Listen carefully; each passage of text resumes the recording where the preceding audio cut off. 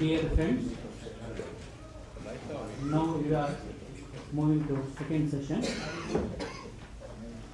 Here we have two distinguished speakers. Here from Atmavidananji and Swami Atmashraddhananji. Swami Atmavidananji is the head of Kadapa Center.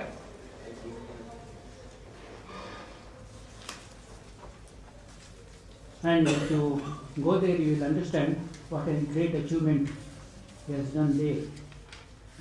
When he took up that center, there was a complete barren land, nothing else was there, just 5 years back. And within that 5 years, he has developed that into a full-fledged center with a beautiful temple, institutions, and hostels for poor boys, and school, and guest house, so many. And also apart from the other cultural activities. And Kadapa itself, as you were going to mention, is a center of unity, center of culture, center of unity of different religions, you can say. So in that way, Maharaj Great has done a great thing in Kadapa Center.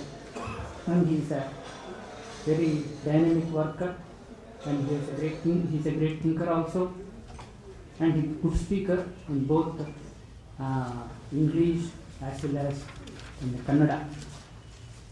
Now, Bengali also he will speak. And now he is going to present a paper on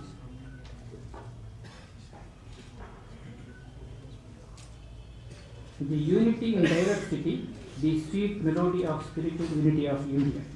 That is the topic on which he is going to present a paper. And let us listen to his sweet melody. And by the way, I want to say he is a good singer also. And I shall introduce him also. Another distinguished speaker is Swami Atmashraddhananji, and I know most of you know him through Vedanta Kesari. He is editing the Vedanta Kesari since a decade, and he has brought out through that Vedanta Kesari some of the wonderful, useful books related to different aspects of Indian culture. That is his great achievement, and he is a very popular speaker, prolific writer, and also he is a greatly involved with students, imparting value to the different students, different categories of the students, college students, high school, and others. And he is everywhere, wherever the value education and student conferences are there, he always will be there. He is a good speaker in that field. And he is going to present the paper on the spiritual unity of India. And there are so many useful, very useful and thought-provoking books related to him. And I request, so now the discussant is Amit Prasad Singh, and he is already introduced to you. And he is going to summarize the whole discussion that is going to be deliberated here. And now I request Revered Swami Atmavidananji to present his paper. I am sure I will be very clearly heard. কেন আমাকে বলে আমি অমায়িক মানুষ. No mic is needed in this whole hall, but some people are sitting in that hall, so they may require a result. And I am very happy to be in this distinguished environment where highly educated, highly intellectual people are presenting their views. Somehow our Swamiji is from Institute of Culture thought I also may be able to do something. I don't know whether it will be of a real value addition, but at least it is a great experience for myself to hear such nice talks. And my topic, which I gave in advance, Unity in Diversity, the sweet melody of the spiritual unity of India. From yesterday inaugural session onwards, when we are hearing the various speakers, we are feeling somehow or other spirituality, religion, these things automatically come into the discussion of each one of the topics. Whatever may be the point of view or angle, we are trying to understand this cultural unity. It is somehow or other coming. And not only that, many of the aspects of culture, like music, fine arts, or sculpture, or any other thing, they don't, individually if you see, they are so divergent. They are all presenting different ways of those particular arts.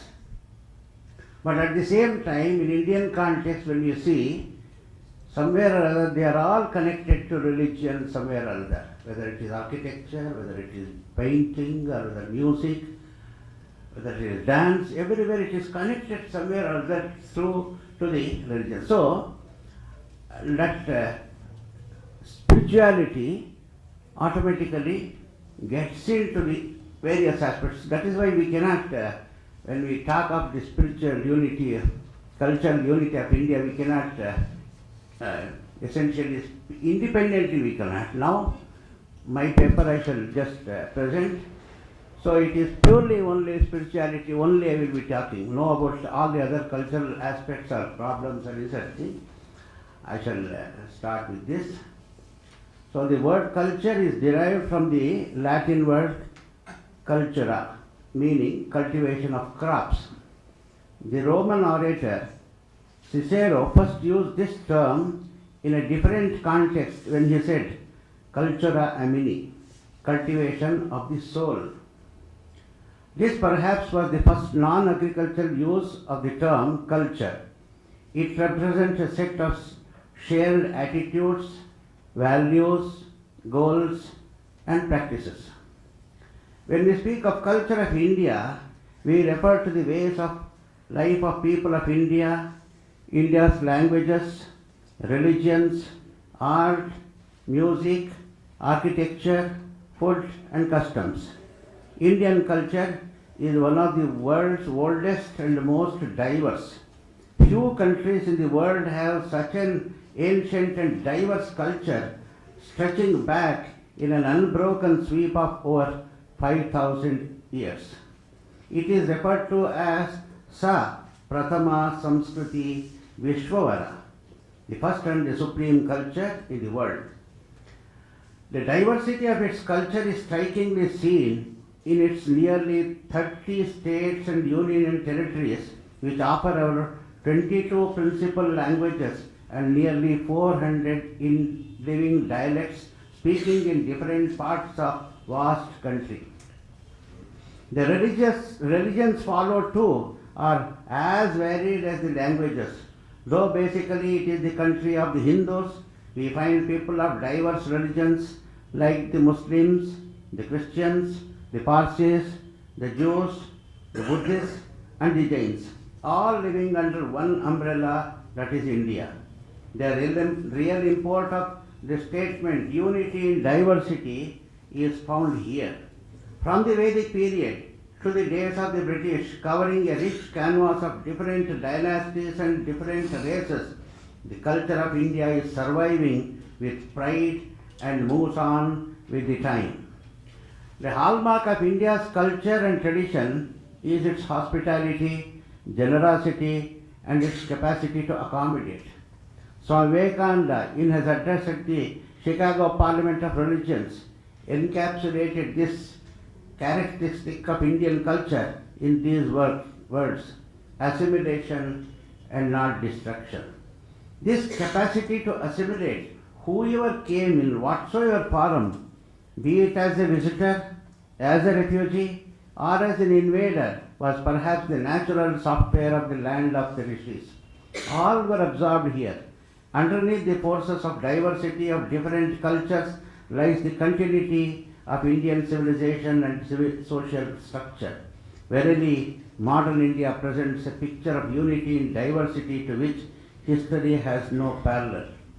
The sweet melody of cultural unity of India cannot be envisioned without taking into account the religious content, as Indians eat religiously, work religiously, play religiously, sleep religiously, and even die religiously.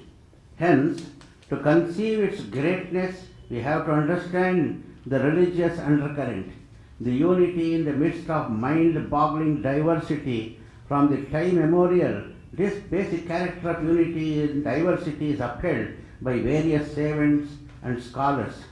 A prayer in Hanuman Nataka, an old text, expresses this in it as follows: Yam Shaiva Samupasate Shiva iti Brahmeti Vedantino Bodha Buddha iti Pramana Patavaha Katteti Nayayikaha Arhannityath Jaina Shasanarata Karmeti Mimamsakaha Soyam no vidadhatu vanchita param Trailokyanatho Hari.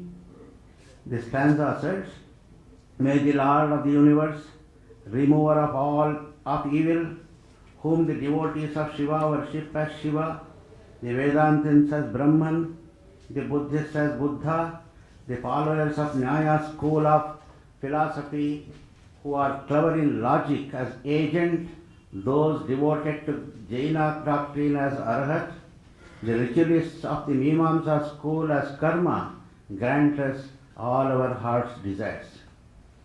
Again, in the 7th verse of Shiva Mahimna Stotra, we find the concept of unity in diversity expressed in a beautiful language.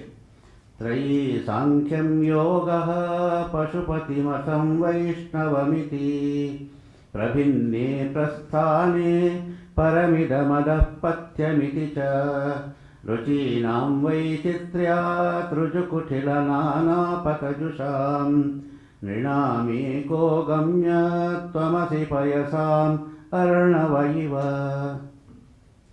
Different are the paths laid down in the Vedas, Sankhya, Yoga and Shaiva and Vaishnava scriptures. Of these, some people take to one and some other as the best. Devotees follow these diverse paths, straight or crooked, according to their different tendencies. Yet, O Lord, thou alone art the ultimate goal of all men, as in the ocean is of all rivers. In his inaugural address on 11 September 1893 at the Chicago Parliament of Religions, Swami Vivekananda quoted from the Bhagavad Gita, chapter 11, shloka 4. The declaration of Sri Krishna is, Ye yathamam prapadyante tam tathaiva bhajamyaham mama vartmano vartante manushya partha sarvasha. O Partha, whosoever worship me through whatsoever path, I verily accept and bless them in that way. Men everywhere follow my path. In India, there exists a good number of philosophies and dharmic traditions. Despite their unbridgeable differences in theory and practice, all of them attempt to bring about some form of unity. Even though ordinary people may not understand the intricacies of the traditions, the sense of underlying unity is strong and allows for a great deal of inventiveness and play an important role in understanding its various manifestations.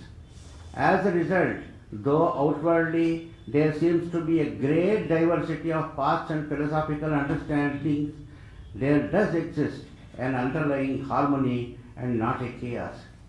It was again in India that the Parsis, who had to flee from their own motherland because of the persecution of the invading forces were given shelter and allowed to practice their own religion, their peaceful existence goes on up to this present time. How could this be possible? This is because our Vedic rishis have proclaimed from time immemorial that Ekam Saktipra Bahudha Vadanti. Truth is one. Sages call it by different names. This was not just another rhetoric, but a statement of fact sincerely practiced by Indians. In India, even the so-called most ignorant man on the street or in the villages understands these eternal values as they have become one with the genes, and people are born and brought up with these ideas. Because of the persecution of the invading conquerors or in self-preservation, sometimes the communal violence may flare up, but left to themselves, the Hindus are for allowing everyone to practice his own religion and hold on to his spiritual life. Now also we see in India different people practicing different spiritual paths in the same house without any conflict. It is a fact that in various festivals spread throughout the year, people from all communities and religions join in celebrations to share the joy with one another.